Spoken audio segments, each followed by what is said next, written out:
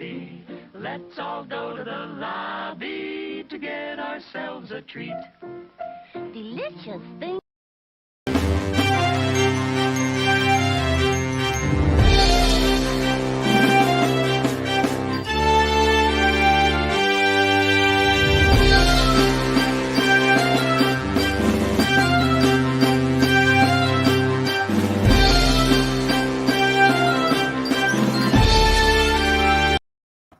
Wow, we made it again. Hi, everybody. It's me, you know who I am, Joe Zimmer, and we're here with another episode of Joe Zimmer Show. This is actually the third in what we're calling our second series. I'm calling it the second series like they do in England. Classy, huh? Yeah, I like it.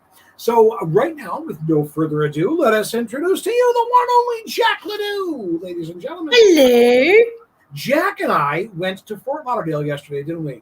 Yes, we did. Yeah, and you see every week, guys and gals. If you don't know what that is, at the end of the credits, there, that's all about my late husband Christopher. Okay, Yeah. And yesterday, Jack and I drove down to Fort Lauderdale with his ashes, and did something that was long overdue. Yeah. And he now, well, He's resting in the right spot. Yeah, his ashes reside in Wilton Manors, but he's everywhere, as Jack said yesterday, and she was right. Tonight, wow, kids, we've got a great show. We've got two incredibly talented powerhouse people here tonight. Yep. I can't tell you how excited I am. I've never, in all the time I've lived in Orlando, I've never met one of these. Well, either one. I think I met Dennis once. Somewhere I've seen him at least, but I've never met Paul Castañeda, and I'm really excited about this because, well, for obvious reasons, this is a cool thing. So, without further ado, I'm doing this in no particular order, folks, but I can only do it as I click it. Here is Paul and Dennis. There we go. Hi, everybody. Well, yeah, so great to hi guys. Hello. How you doing? And Paul, you're all the way you're from Orlando, I know. Yep. And Dennis, you are in Los Angeles. I'm in LA. Wow. By way of Orlando, by way of New York. Yeah, well, I'm in Orlando by way of Buffalo, by way of New York. Wait, let's just move on. I'm really confused. Yeah, really. But it is so great to have you guys here. You've done some really cool things recently, I know, and you don't. And here's the thing: you don't have on my show. You do not have to stand on the ceremony of keeping your mic off, Paul, unless you're more comfortable doing that. But I just never know when someone's gonna do something crazy in my household, so it's probably. Yeah, was that the dog? Was that the dog barking? This is what makes it even more fun, my friend. This is what makes it even more fun. Who was it? Wait, Joe, was it last week? Was it last week when the kids were screaming in the other room? Oh, well, yeah, Mr. Bergasser. Yeah. Much the same situation, I think, that you have, Paul. Bless With his a little nuts in his house every now and again. Yeah. I close my window because the yard guys just showed up. Isn't that the way? Isn't that Exactly. The way? Oh, that's hysterical. See, it's nighttime here. We don't have to worry about those things because we're in a civilized. No, we're not. No, we're not. I'd like to say we are, but no. No, we're not. Yeah, so Mr. Bergasser had the kids went nuts at one point in his house, and all hell broke loose on screen. It was very funny. It was actually quite funny, yes. Okay. So now let's start this off. Dennis, Yes. You have just finished up something pretty cool. Both of them did.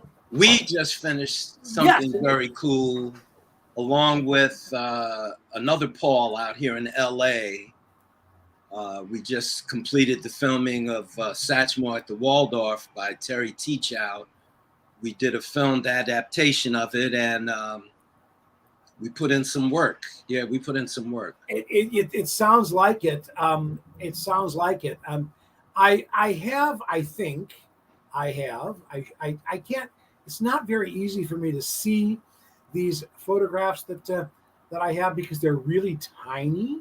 little photographs, but I believe this is probably not SATCHMO. I'm going to guess this is not. Now wait a minute. Blame me. Blame me. Okay, Jack. So let me tell you, that was actually my goodbye photograph to Orlando when I moved back to LA. Yes, it looks as though now this. I'm guessing this might be where we want to be. This is that's Louis SATCHMO. Armstrong, and that's Joe Glazer. Yeah. That's a great picture. That is a great picture. I love that picture. Well, I'm assuming that the show went quite well. We were talking briefly about it earlier before we came on, and you were telling you broadcast that just as you did it. Yes. Yeah, we Paul and I decided initially that it would be filmed, but it would be filmed as a play, no audience, but we wanted to treat it as if it were live, and that's what we did. I think that's really cool. I really do. I had someone that gave me a sight line for each character I played, but other than that, it was just like 5 people on the set. So, how many characters did you actually play, Dennis? 3. In the original play, it was just 2 characters. And I was blessed to do the initial performance of the play in Orlando. Yes. 10 years ago.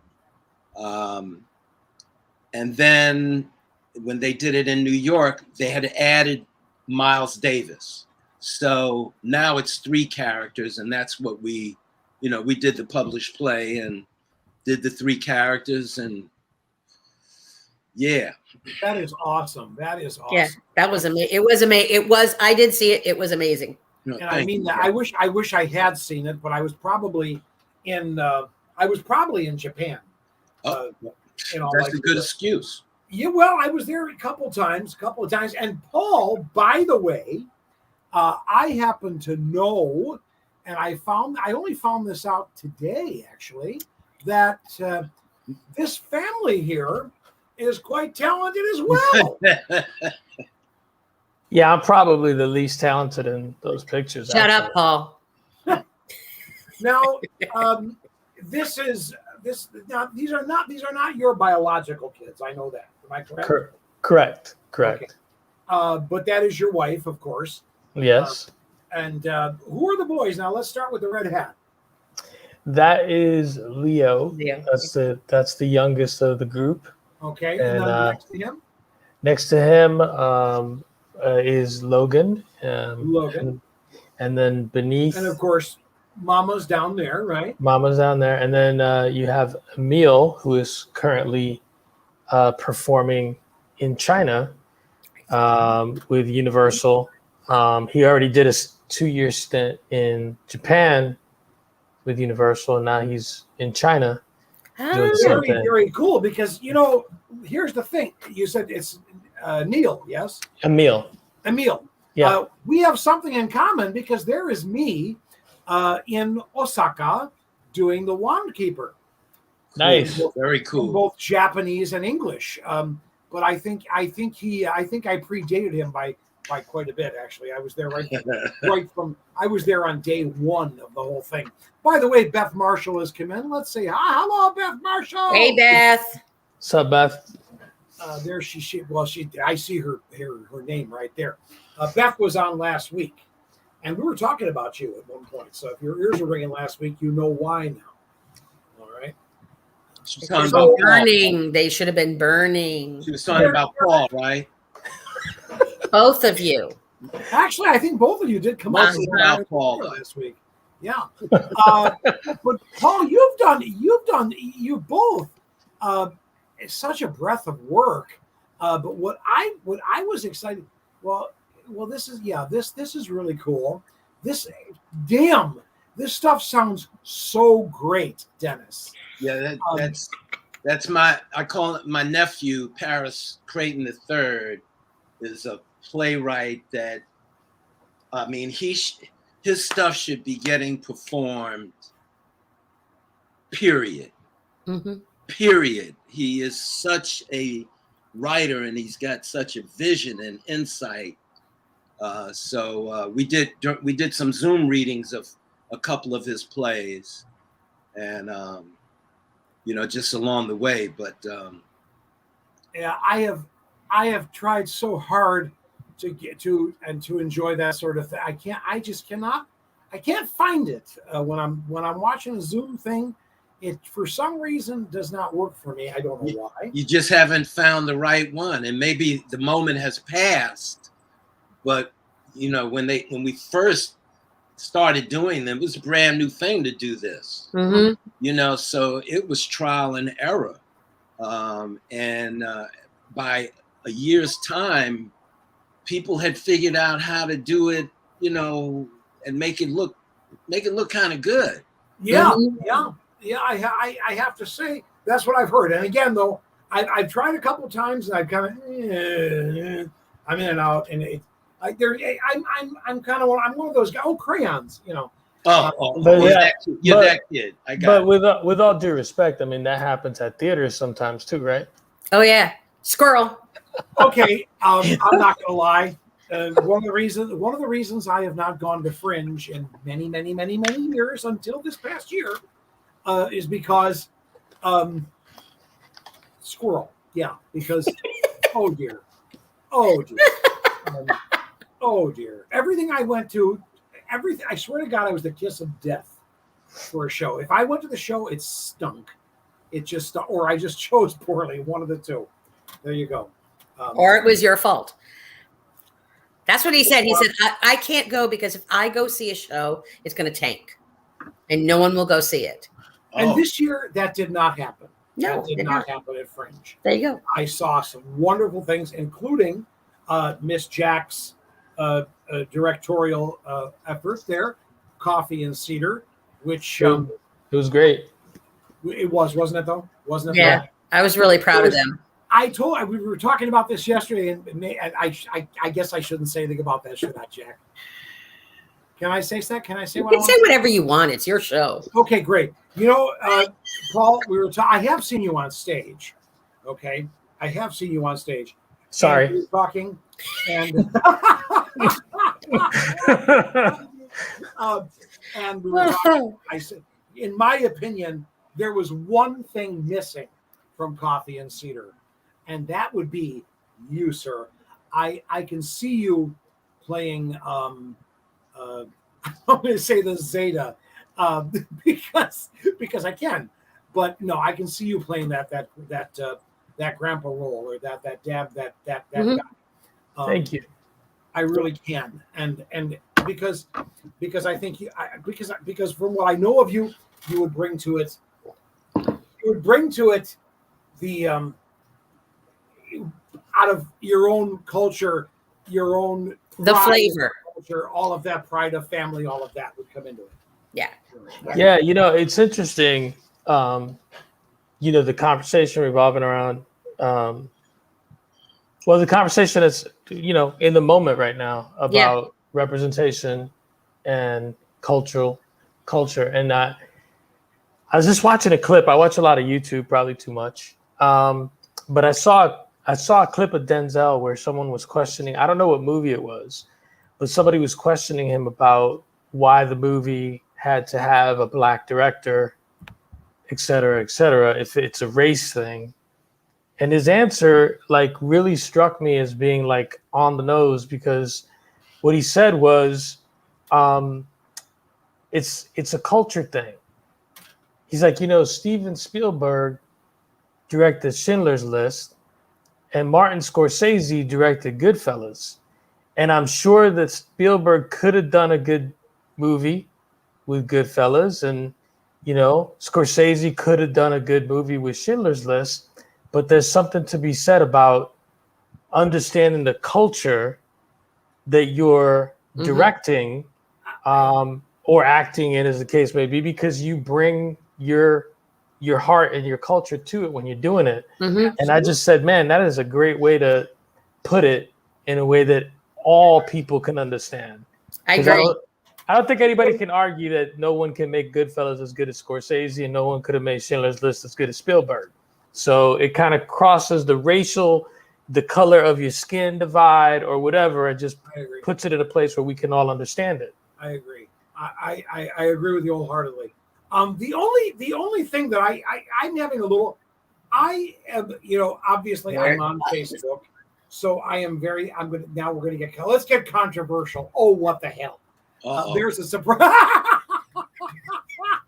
I love it. Do not get mad at me, gentlemen. I am an asshole. Okay, I'm at the meetings. I know. Okay. Here's the thing. I am on Facebook, so I am privy to many conversations about this. And what I am finding, what I have seen, okay, in all fairness, is some of the people who are squawking the loudest, and it's not just, and I believe wholeheartedly there are inequities in our business. I believe this. I truly do. And personally, I don't cast. When I was casting Titanic, unfortunately, my hands were tied because I had a corporation that was giving me a lot of crap, which sucked. And finally, at one point, I went, you know what? Yeah, I'm done. And I went to Japan. And you want to talk about racism? Anyways, did I say that out loud? Oh, You did. But here's the bottom line. What I have noticed is some of the people who are squawking the loudest are the squeakiest wheels to a certain degree, are the people who, they're not being cast in the leads. They're not being cast in anything that they feel they should be cast in. But by the same token, guess what? They probably shouldn't to begin with. I know, I saw that, Dennis. I saw that. Look, my point being, having sat in the director's chair, and I know you both have as well, all three of you, you cannot tell me you have not seen some horrible, horrible performances in an audition. And people that you would not cast because it's painfully obvious they can't freaking act. Okay? Not everybody who comes into and you saw me comment the other day, Paul, about equity performers. And I said point blank, and I mean this wholeheartedly, there are many, many, many non-equity performers in this town who can run rings around the equity performers, literally run rings around. Quite a few of them, yeah. And the late great Mark Howard of the Mark II Dinner Theater and I butted heads on this. Okay, have at me, flame me, go for it. I think I'll go first so that Dennis can really get. I want to see that, Dennis. I want to see it, man. I think it's a different conversation. I have a joke. There's a joke I used to tell all the time. People used to say, "Why are there so many theater companies in Orlando or producers in Orlando?" And I used to say, because everybody that doesn't get cast starts a theater company. And there was some truth to it, but that's a different conversation. I don't think, at least the people that I hear having this conversation, that I am in support of or work with or whatever, no one's saying, give me an unequal shot. People are saying, give me a shot, because when I look at a stage and I don't see anybody that represents me, you're going to lose me. When Lin-Manuel was interviewed, one of the interviews I saw with him, and he said the reason that he started writing is because it was the only way he could get on stage, and he got tired of being the Latino best friend on sitcom number 3. Yeah. And so that's where I think that conversation is coming from. It's just give us our shot, and the pushback that has come at times is, well, why can't it just be completely colorblind to the point is whoever gets it gets it? And I said, well, when we can look at the numbers and you have representation on the stages that matches the population breakdown, of the country or whatever, then we can talk. But until then, we can't even have that conversation. Because and I'm very lucky because, and I realize that I'm very lucky because I am a white presenting Latino. And so I've had the privilege of playing Italian, Irish in my career, Italian, Irish, everything you can think of, and Latino. So I get privileges that others don't. So I understand and recognize that, but I also recognize that we have a long way to go. And then more importantly, my battle has shifted. I still think we need more people of color and of all cultures on the stage. But until we're in the room where it happens, it doesn't matter. Yeah. So put us on the board, make us artistic directors, make us executive directors. Make you directors. Make us directors. Yeah. Give us that, because that's where the real change will happen. I applaud that. But I'm going to commit. I am not arguing with you. Understand? Okay, because I happen to agree with you. Okay, I happen to agree with everything you just said. All right, but let me ask you this, both of you, please. Why is it that hasn't already happened? Why? It doesn't make any sense to me. Because obviously, I'm looking at two very intelligent. I'll get you. I'm looking at two very intelligent people here who know what the hell they're doing. I know they do. Okay, go. Dennis, please. Take it, Dennis. Orlando wants to be a big city, but it has a small town mentality. True. That's number one.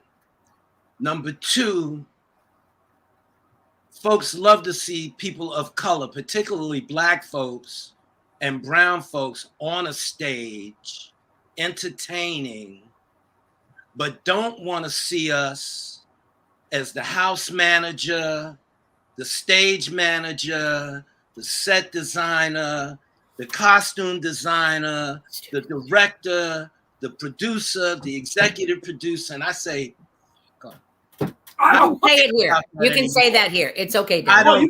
I don't care about that shit anymore. Good for you. Because I'm not thirsty. I'm hungry, but I'm not thirsty. And you got a lot of actors in Orlando that are thirsty. So they put up with shit and accept it because they just want to perform. And it has nothing to do with the quality or their skill level, because I don't agree with you, Joe, on what you said initially. Orlando across the board has some of the best actors I've ever seen. I couldn't agree with you more. And I coach actors. I coach actors that are on network television shows right now. Most of them have come through Orlando. I couldn't agree with you more, and I do understand that. I'm well aware of that. I'm well aware of that. Paul approached me last year and said he and Lisa had decided to shut down GOAT, and they were forming a new company called Colors y Colores Collaborative, and asked me if I wanted to be a part of it as co-artistic director with Paul. And I'm in LA, and I said yes. Hell yes, good. Because we're not just gonna do what they normally do in the room. You know, we're doing stuff on both coasts, and what we just did with SATCHMO was what proved to us that we could do it. Right. And you know, I was watching on YouTube a couple weeks ago, 3 weeks ago, and I don't know, 3-4 weeks ago. CFVA was having an online panel and forum, and we could type our questions into the little YouTube thing, and they would see it and address it and the whole 9 yards. And my simple question, which I still don't have an answer to, and it's not just an Orlando thing, it's a all over the United States thing, but I see it happening in other places, which is why I'm asking about it in Orlando. Is it's 2021. Why don't we have a co-artistic director that's a minority at every single arts group I that agree. exists. I agree. What's stopping that? Wait, don't even say a minority, because No. white people are the minority. We are part of the global majority. Actually, I think you just nailed it you just nailed it right there, Dennis. Because I really think so many we are. And you know what? I think so many people are afraid of that switch and don't understand how rich and how much more heart, how much more collaboration, how much more we can do if we all work together. And I think they're afraid of that. And that's so freaking sad. It's funny because out here in LA, they have more variety of people in the country than anywhere else in the country. Yes. But this is not a melting pot. Okay, it's a salad bowl. There's just a lot of ingredients together, but they're not cooking up nothing flavorful together. We're just here enjoying bits and pieces of each other. The whole point with CYCC is that we're cooking up a stew. But that's what it should be. That's what it should be. That is how it should be. Yes. You know? And that's being offered up, but like you said, some folks are scared of that. They're afraid of it. It's more to me, it's the most ridiculous thing in the world. I mean, that we were talking. Joe and I were talking about this yesterday. All 4 hours of driving time. 3 hours at a time in a car each way, so we had plenty of time to get into everything. But it's just, to my mind, yes, there are certain pieces that ring. Paul knows it takes me a while to find the words, and so does Joe. That ring to certain cultures that should be done by this culture of people or that culture of people, because they have the background, they have the knowledge. You know what I'm saying? But there are so many other things and so many other pieces that can be done by a variety of people, and they can all bring their cultural knowledge in and make this, like you said, a stew. And it just amazes me that people don't get that. I've learned so much from the Panther down below me here. Yeah, well, that's what we call him, the Panther. You know what I mean? And it's just frustrating. That totally excited me. I've got to tell you, one of my favorite things in the world. I'm going to show you one of my favorite things in the world, and I wish I could have seen this so much, Dennis. I wish I could have. This is fucking brilliant, as far as I'm concerned. Right there, that right there, my friend. I love this piece. I adore this piece. I got tricked into that piece. I got tricked into it. I was tricked into doing this piece. I was tricked. I was flim-flammed. I was bamboozled. I was waiting for bamboozle. I was waiting for bamboozle. Scallywagged. So basically, you were talking. Yep, just that's like it. Right yeah, here. right there. Yeah, Beth Marshall asked me. She said, hypothetically, if I could get the Garden Theater, if I could, get you to play Scrooge in A Christmas Carol, would you do it? The Garden Theater, no, they wouldn't. They would never go for that. I said, sure. If you could do that, Beth, I'll do it. What the hell? Because I didn't think they were going to do it, and they did. And they went along with it. The beauty of it is, Jack handed me the segue to that, and I loved it. Use that picture. And she had no idea that I'm sure you did. I did. I loved it. You had a freaking ball. And it was a very diverse, non-traditionally cast play. The talent levels were like this, but it worked like this. See, that to me, that's, and when I said that's what I'm talking about. Understand when I said what I said, I understand. I was not trying to be mean, okay? But it sometimes really irritates me when I see someone saying, Well, it's because of this that I'm not getting what I want. Yeah, well, sometimes it is. And sometimes it do most assuredly. Let me give you a great case in point. I know two of Orlando's most talented actors who happen to be Black, who have never, ever been cast in a show at Orlando Shakes. And they have auditioned for years until they finally got to a point and they just said, I'm done. And that's just two examples. I'm sure there are so many more. Mm-hmm.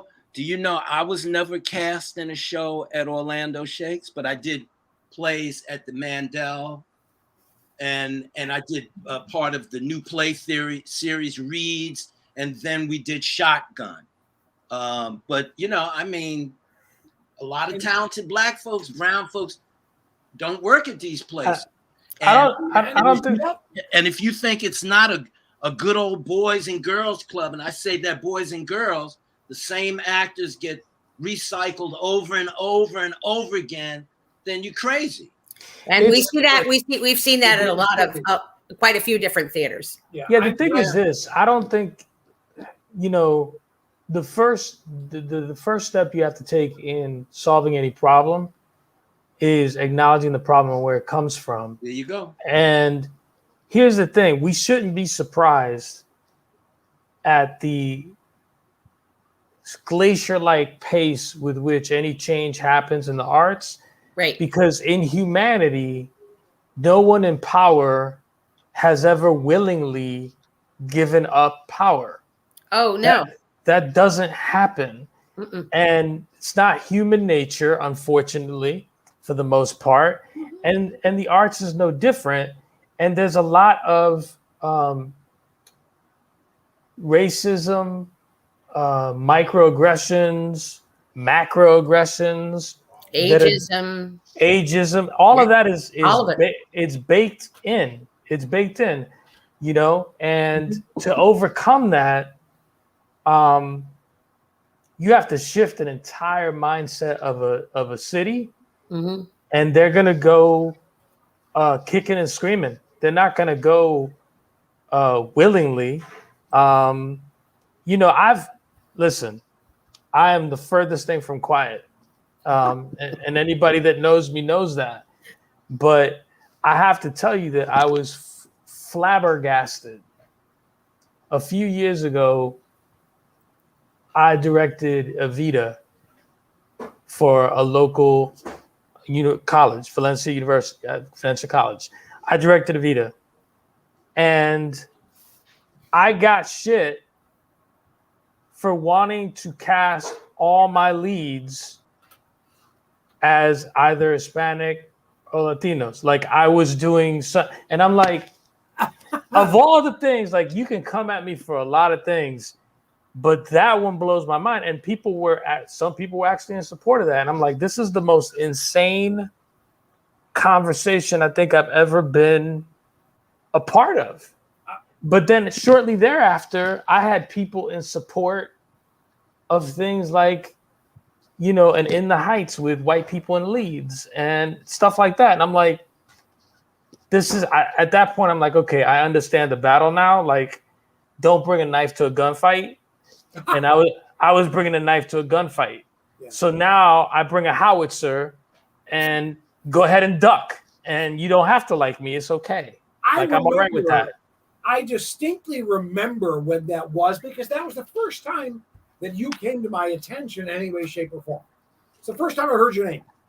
And I thought, and honestly, and I'm not saying this to blow smoke up your ass because you're here. You're not going to use me anyways. I'm an old fart and I'm done. Okay. So, I got no dog in the fight no more. Okay. I'm done. So I don't really give a shit who I insult. No, understand, Dennis, I'm not saying, don't look at me like that. You're a young man. Fucking hard. You're a young man. No, he's not. If somebody threw me a bone, I'd be back on it like in a heartbeat, okay? Mm-hmm. So I'm full of shit. All right, but here's the thing. At this point, when you did that, I said, God damn it, that's wonderful. Okay, and I meant it, and Jack can tell you that I said that. I meant it because you know what? It makes complete and utter sense. Yeah.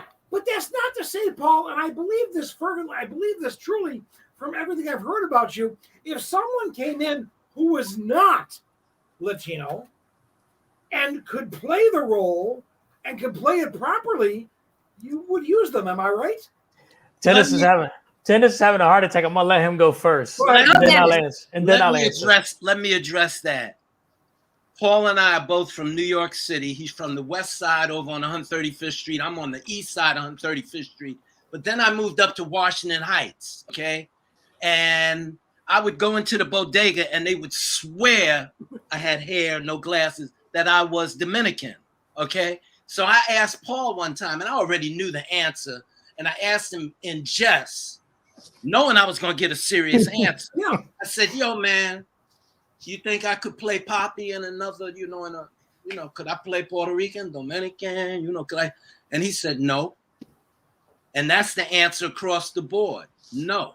That should be the answer, period. No. You know what? I take back what I just said because you are absolutely right. You have educated me, my friend. You have educated me. Some years back in Orlando, we did a Stephen Adly Geergis play, Jesus Hopped the A Train. Oh, yeah. The character Angel was supposed to be Puerto Rican. Whoever produced it, and I was in the play, did not find a Puerto Rican. We had an Irish guy fake an accent, dye his hair, and he was Puerto Rican. That shit would not fly now. Period. No. So here's the thing. Like, I'm not a big fan in this conversation. Right. I'm not a big fan of holding people from 2001 or 1997 to 2021 standards because society evolves. It's not a healthy conversation. It doesn't really lead to anything. I want to talk about today. Like when I did Evita, this is the straight up truth. It was first of all, it's an educational facility, and they have, a desire and a need to service the actors that go there, et cetera, and so forth. So I will tell you, my understudy in Evita was Italian. And she went on for, I think, 1 or 2 performances because that was part of the way they work things. She did a great job. I don't regret doing it, even though that was 2 years ago, 3 years ago, because it was an educational facility. Mm-hmm. Okay. Working in a theater right now, if someone tried that shit, they're going to hear from me. They're going to hear from a lot of people, but they're definitely going to hear from me. So in all fairness, somebody asked me the other day, like, Man of La Mancha, right? Yeah. Can't I put a white woman in the role? No. Why not? Traditionally, don't care about your tradition. It's 2021. Well, what if I can't? What if I can't find one? Do another show. There's a billion shows. There's a billion shows. Like, I've heard that conversation about In the Heights and other shows. Well, if you don't let me cast white people in those roles, they'll never see such and such. And I go, okay, get in your car and go somewhere where the culture, where the cultural background of the people living there is a little bit more diverse, and you'll get to see that show. So in all fairness, I was right in what I said just a few minutes ago when Beth just jumped my shit. Okay, but here's the thing. Understand, and Beth, I want you to hear this too, and I want you both to hear this. I'm here to disturb shit, okay? I want to get, because obviously we would not be talking about what we're talking about right now if I had not said what I said. So I'm trying to broaden that out. But I do want to touch on something else. And I'm treading very lightly to touch on this. Don't tread lightly. No. Joe is called agitator. This has pissed me off. This particular where we're going has pissed me off for the past, I cannot tell you how many years. Okay. And I'm just going to go ahead and throw it out there. All I'm going to say is moo. I'm pissed off. Okay.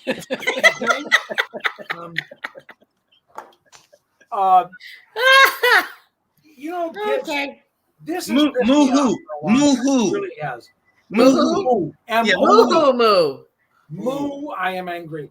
And this has pissed me off for a long time. And I'm gonna say this. And I know, Paul, you in particular, I know are an advocate for performers. I know Beth Marshall is an advocate for performers here. But I'm going to ask you guys something. And I want to ask you guys something very serious as a performer. Okay? Do you guys? Do all performers deserve you guys trying to correct something that we are going to go, not we, I can't say we in general, but that somebody's going to go and audition for anyways, because God forbid I wouldn't fucking work.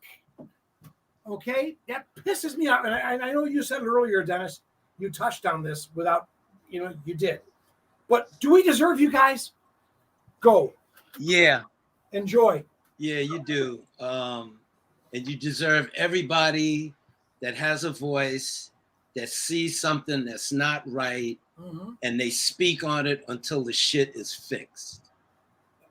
Whether it's ever fixed or not, you deserve people that are going to make the noise so that at least your consciousness is raised and you're aware. I'm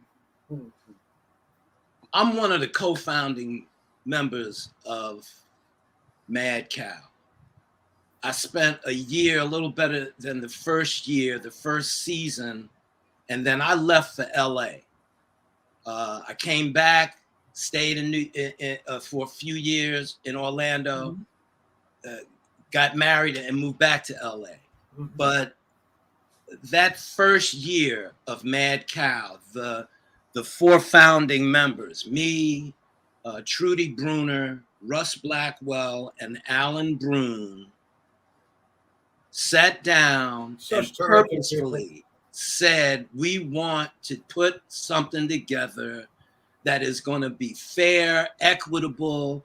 We're not an equity company. We don't want that, but we want to make sure people get paid a little bit of money, that we do work that maybe is not seen here all the time, and that we are a diverse group.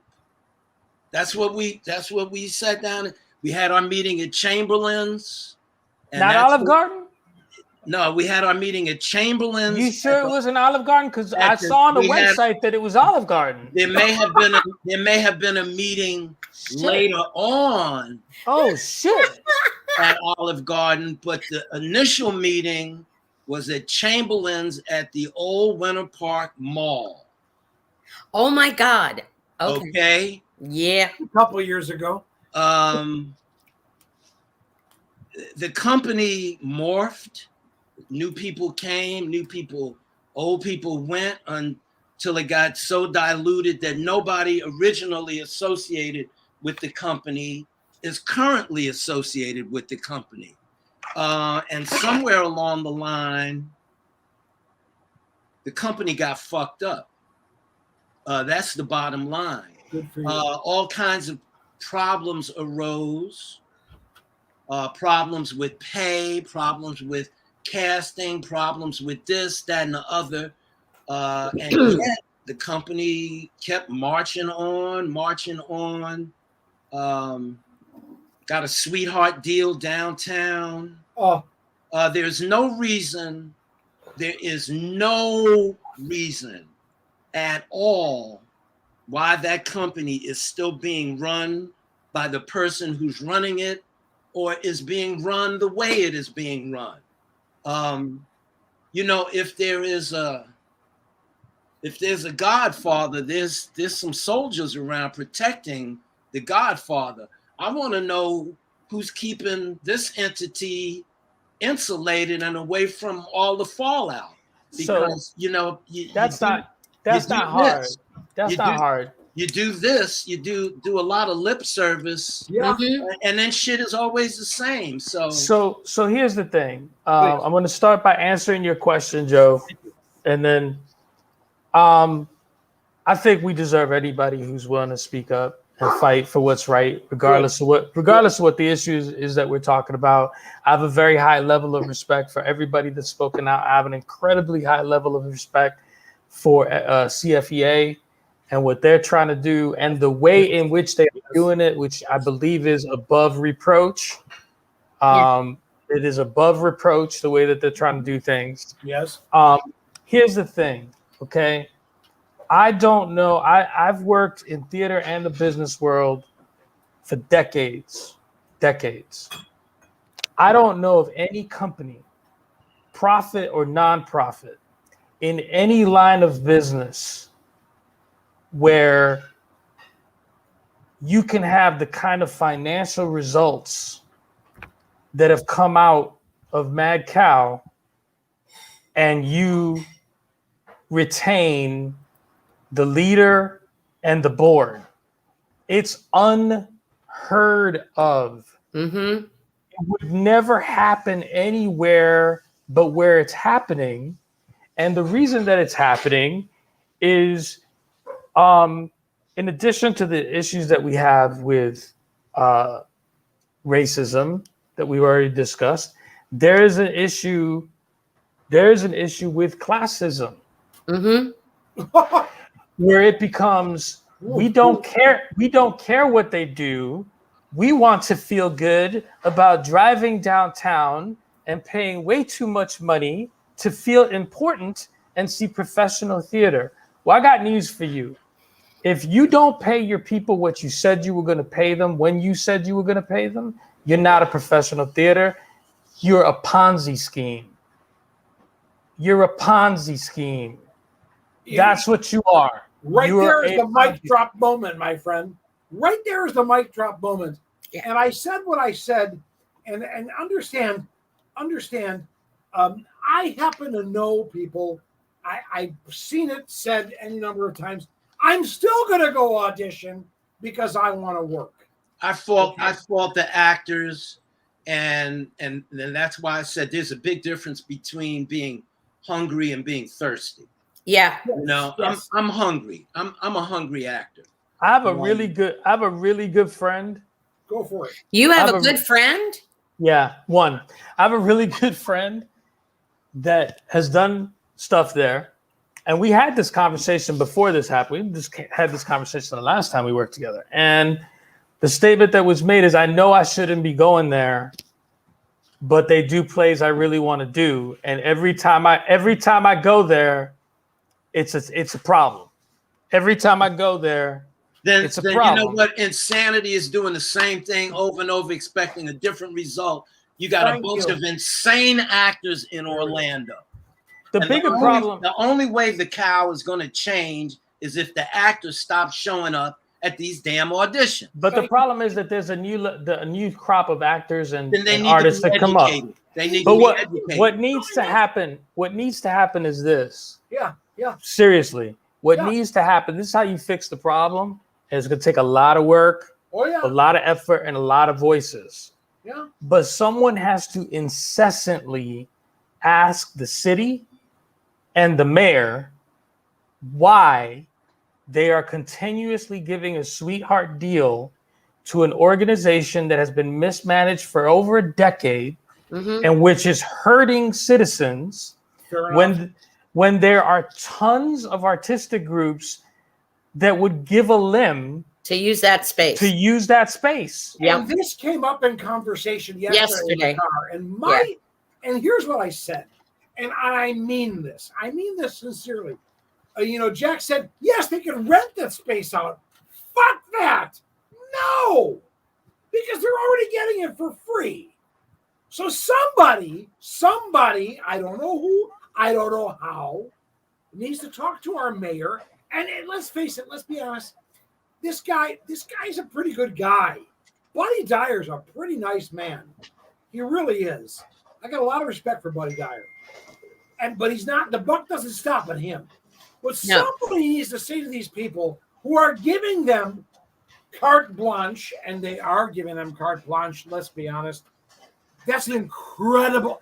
There are, what, 1, 2, 3 venues, am I right? 3 venues in there? Yeah. And how many small theater companies are there that haven't got shit? Okay, have nothing. Have nowhere to go to rehearse, have nowhere to go to perform, have nothing.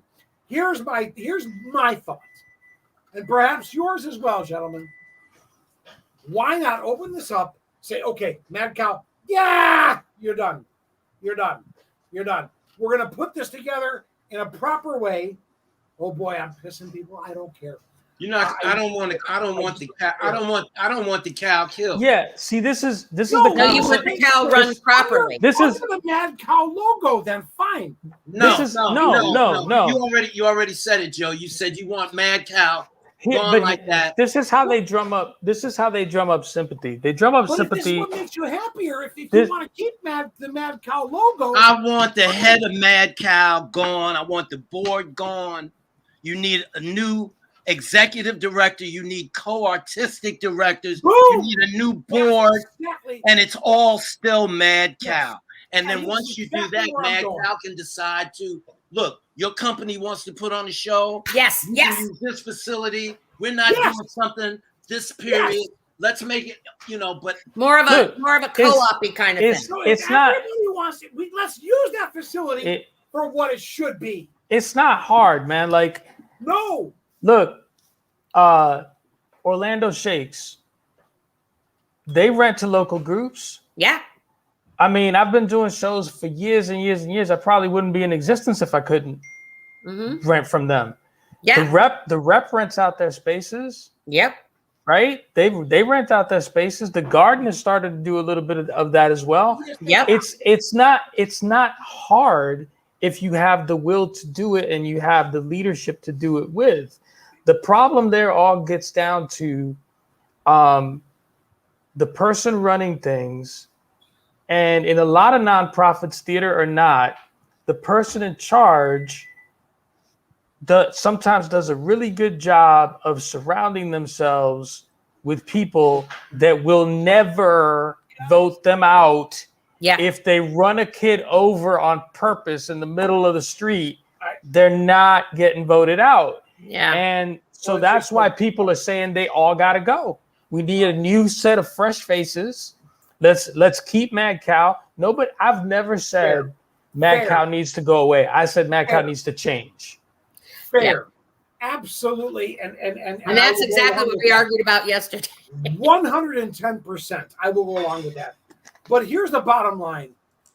When you say they can rent the theater, okay, they're paying nothing to begin with. Yeah, but Joe, when you're looking at that, when you're looking at renting, take the word rent out of it, okay, and say that they can use it. Will allow other companies to use the space to perform in the space. That's my end. And if you want, it's a co-production with Mad Cow. That's their payback. Listen, when I was, awesome. One of the first bigger shows that we did with Goat was Rent, which my wife, Lisa, directed. Is the first version of Rent that was ever done locally.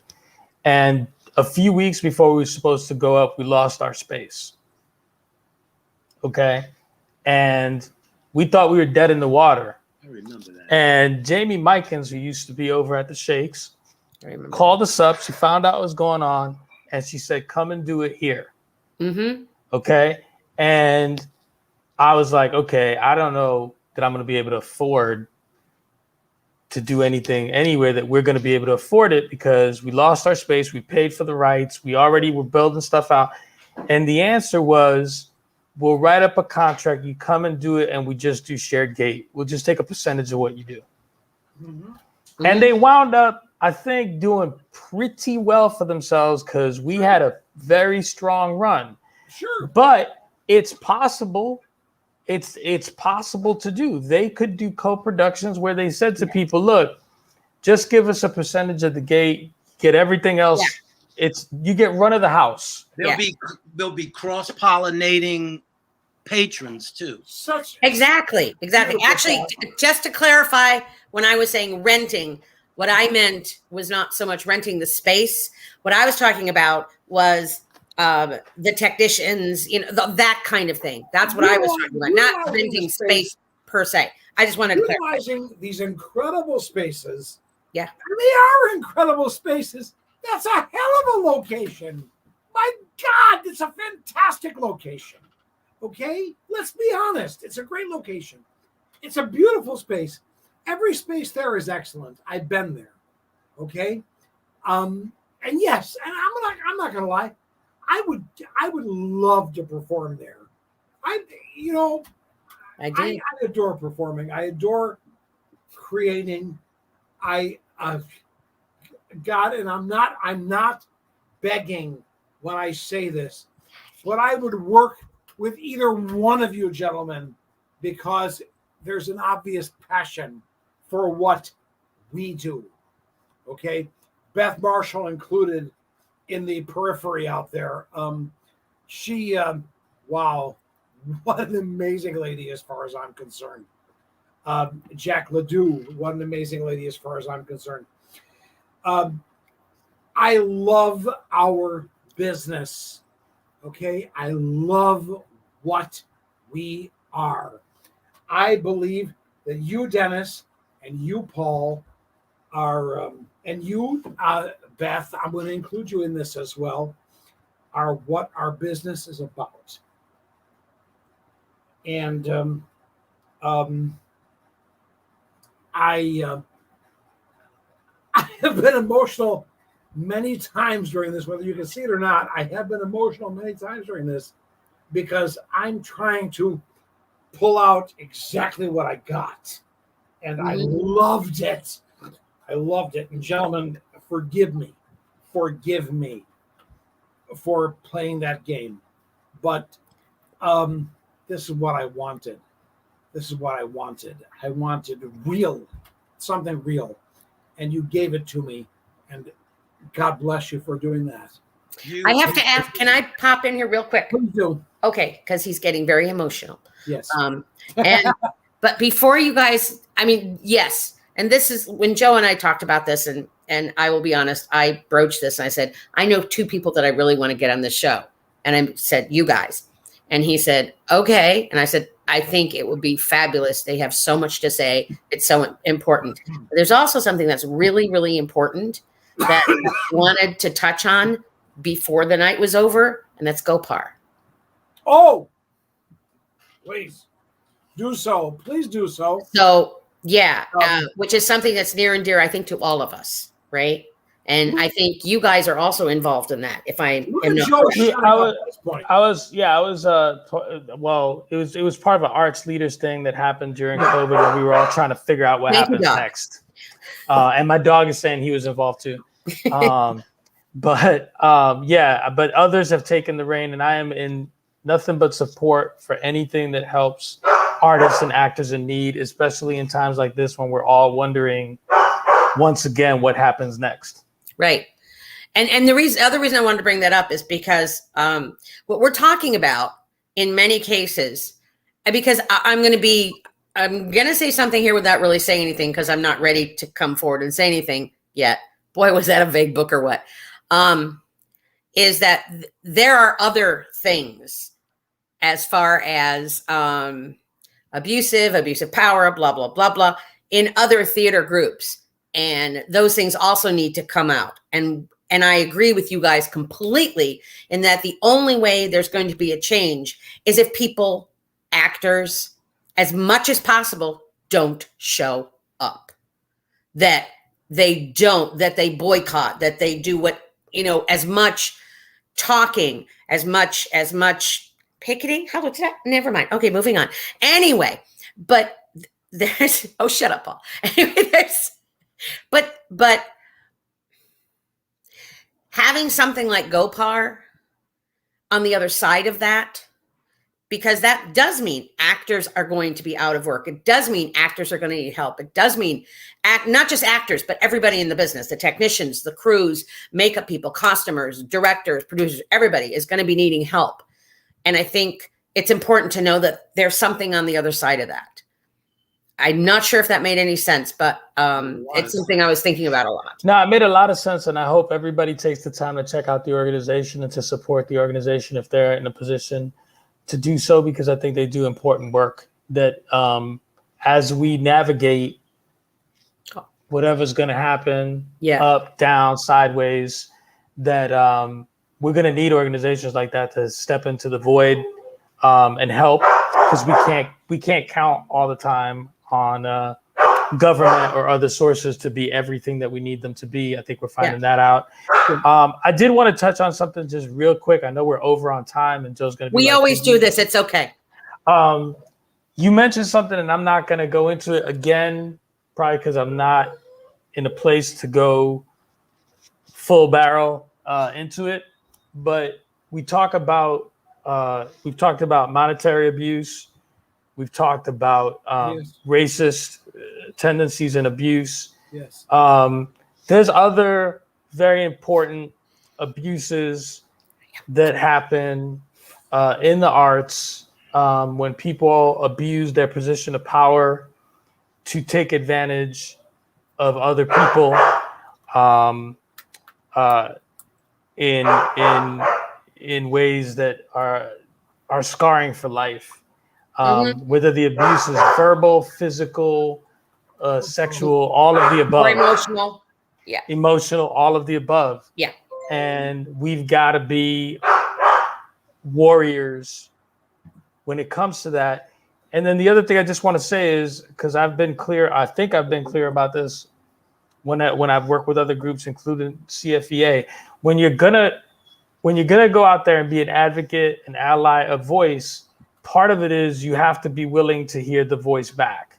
Yeah. And so I'm always willing to be called out on my bullshit. Because I'm sure that there's bullshit, because I know myself well enough to know there's no way I could have navigated this many years of life without bullshit. But I'm open to it. I'm not going to hide from it. I'm open to it, and we can have that conversation, because if there's something I need to be held to account for, then hold me to account for it. That's part of the journey. It's not just, I'm a point over there, I'm a point over there, I'm a point over there. Sometimes you got to look in the mirror and say, what can I do better? Who have I supported that I shouldn't have? When didn't I speak up that I should have spoken up? And I think we all have room for growth there. All of us, if we're being honest, we all have room for growth there. I agree completely. I have to tell you, wow, what you just said. Wow, what you just said. If every person who's watching this or who watches this in the future, and here's the thing, we get a limited audience on the live, and we get literally hundreds of people on the YouTube. If every person listens to what you just said and takes it to heart, my God, you have educated me, my friend. And I want to call you my friend. I hope I can. I truly do. Thank you. As far as Gopar goes, I was out there often with Rhonda and RK, giving food to these wonderful, wonderful actors who came by, and we applauded and we clapped for them, and they came through and they got their food. And I wish we could have given them $1 million fucking dollars. I really do. I love my community. I love actors. I love all of you. I can't say that enough. And yes, I have been baiting you guys a little bit. Forgive me. But I wanted you to say what you just said, and you did. We would have done that. You prefaced it by saying you're an asshole. We'd have done that anyway, because I'm a bigger asshole. I tried to tell him that, Dennis. I saw you at the meetings, Dennis. I saw you at the meetings.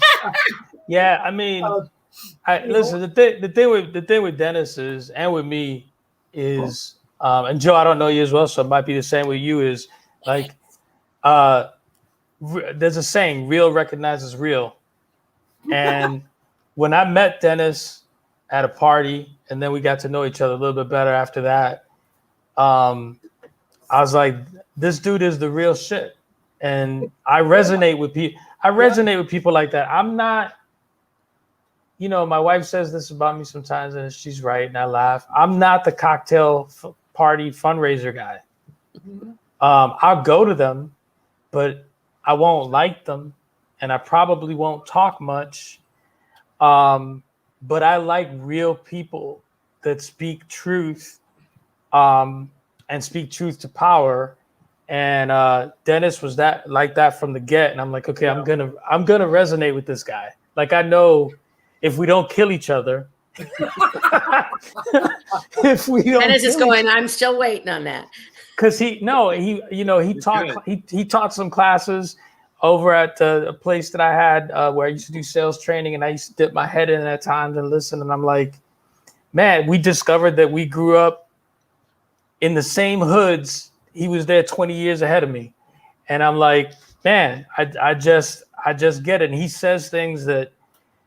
Just to give him his props, he says things that resonate with me. I remember him saying in one of the classes, what happens in here stays in here. And if I find out that you took something that we shared here outside, and he didn't have to finish the sentence because everybody was like, well, everybody wants to live to see the end of next week. So I guess we're not going to, and then he talks about the guy that he keeps buried deep down inside. What do you call that guy? That's my motherfucker that runs around my head and takes a shit. But is it Nettie? Is that Nitty? Nitty. Like Frank Nitty. My middle name is Frank. So and I resonate with that too.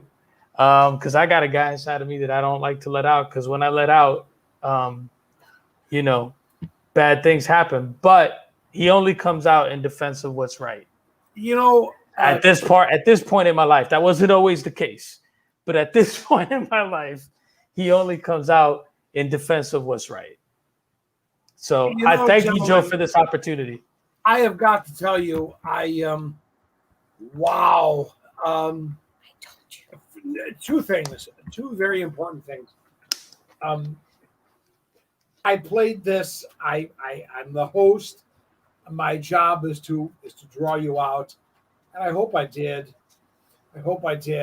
And I loved what I got, because understand, gentlemen, both of you, Dennis, Paul, I agree 110%. And so does the dog. Everything you threw back at me, and I know, yes, my absolute life. Yes, sir. Jack does as well. My second love of my life, I have to admit, Christopher was number one. I am so lucky to have this lady in my life. Gentlemen, you have been incredible. Thanks for having us. Beth Marshall, if you're still out there, I hope you are. Again, you are also an amazing person in our community. We are so lucky. We are so lucky to have people like you literally defending what is right. What is right? What is right? I love what we do. I love the theater. I adore the theater. I think both of you gentlemen, I'm pointing at you right now. You can't tell that I'm really pointing at you, but we can tell. I can tell. I think both of you all three of you have that same passion that I do. I want us to come back. I want us to come back strong. I want to work with everybody.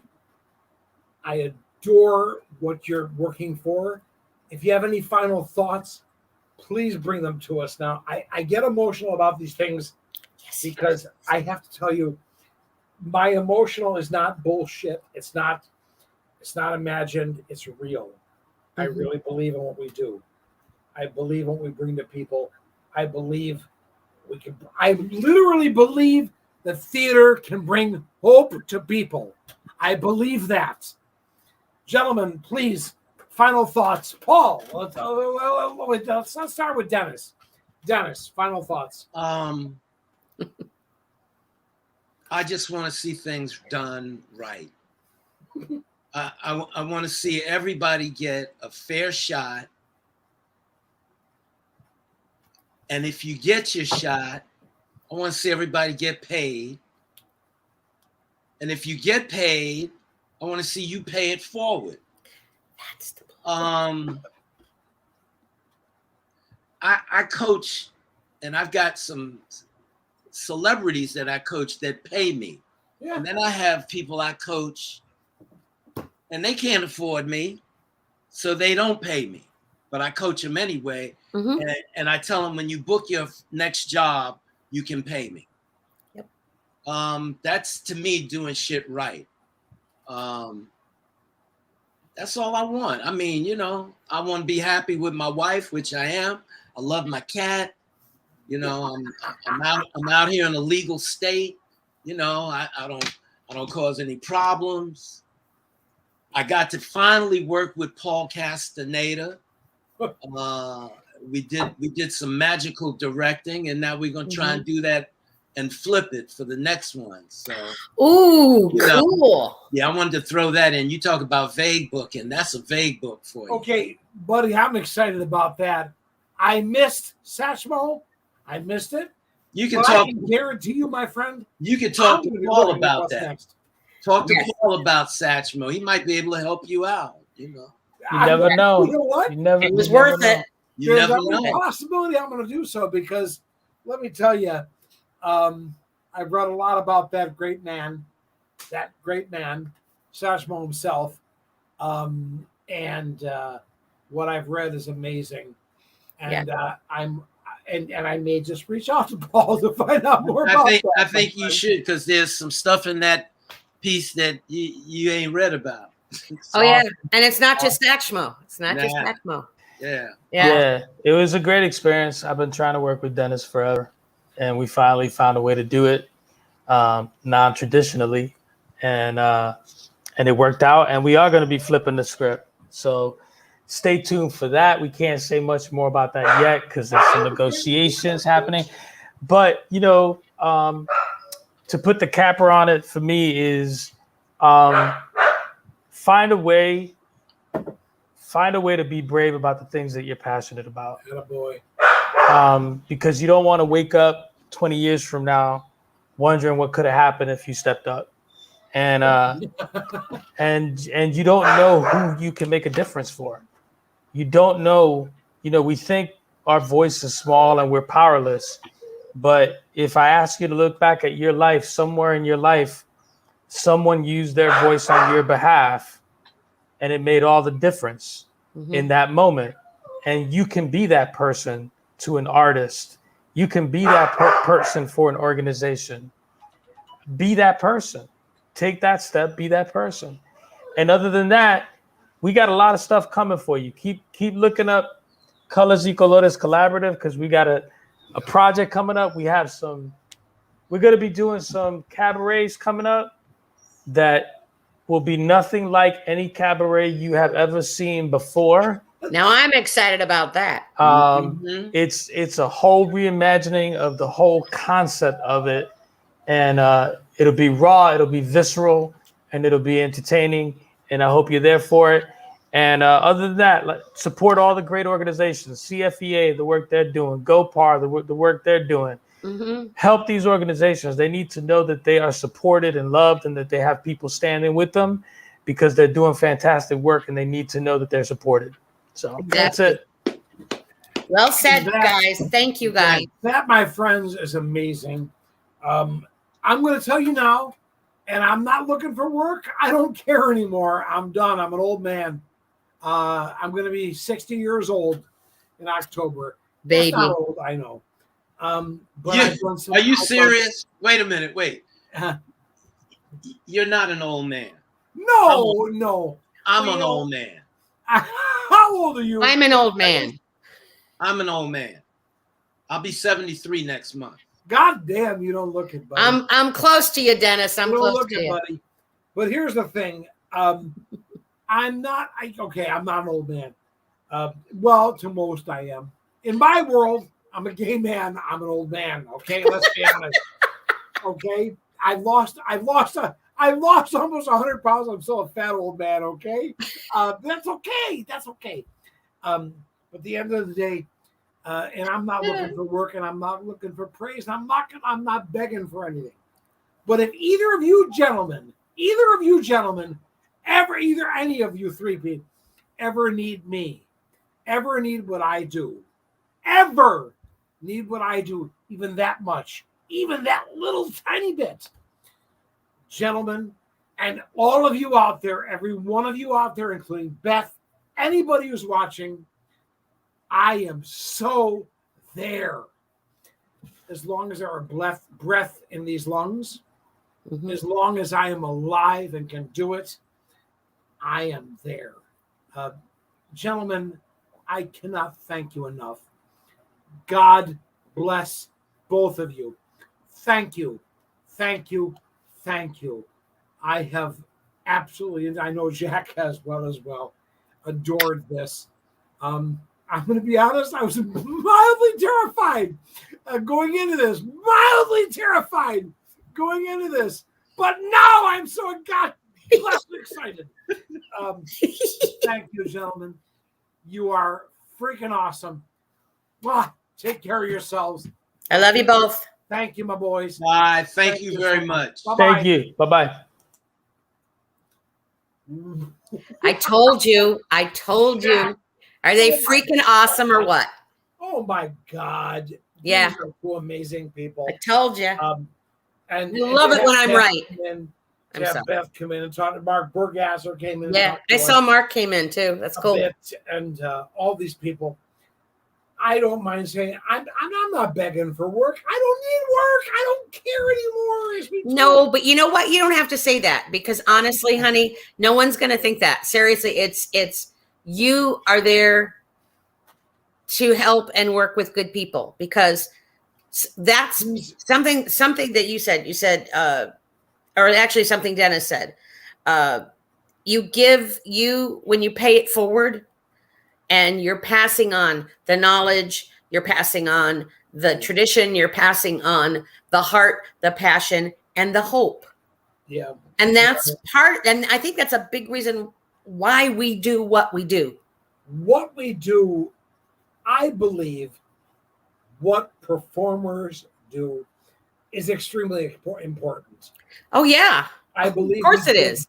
Because without dreams, Joe, where are we? Without magic, where are we? Oh my God, you just put it so beautifully. Without dreams, where are we? Yeah. We are so lucky to have dreams. We are so lucky to have gentlemen like the two gentlemen we just finished working with. Yeah. Wow. This was fun. Jack.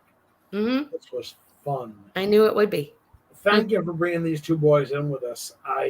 I'm just glad they were. I'm glad they were available. I really am. I hope people see this, and I hope people understand. And understand, folks. Everything I said. Let's be honest.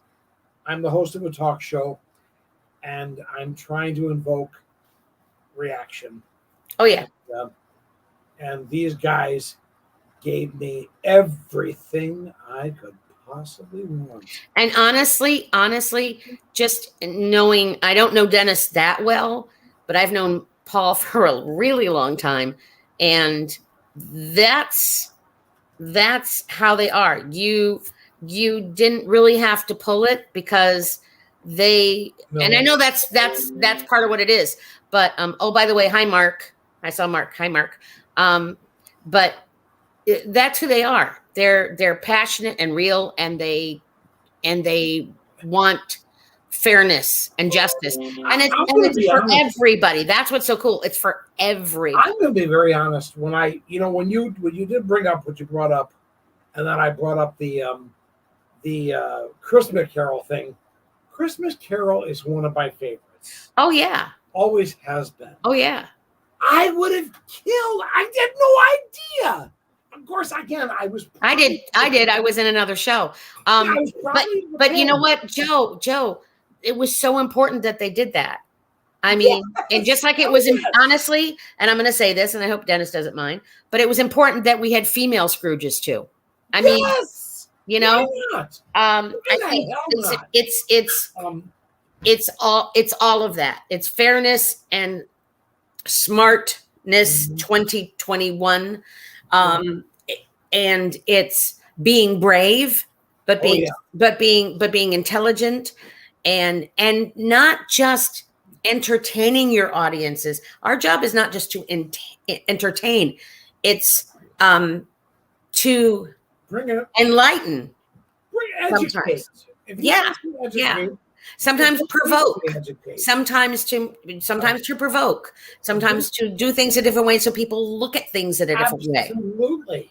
Okay, I'm shutting up. I tried to bring that through in Titanic. Yeah, well, hey. How long did we want to get Joseph? Remember what Joseph? What was his name? LaFleur. Was it LaFleur? We wanted to get him in, and they wouldn't let us. They wouldn't let us do a lot of things. I know.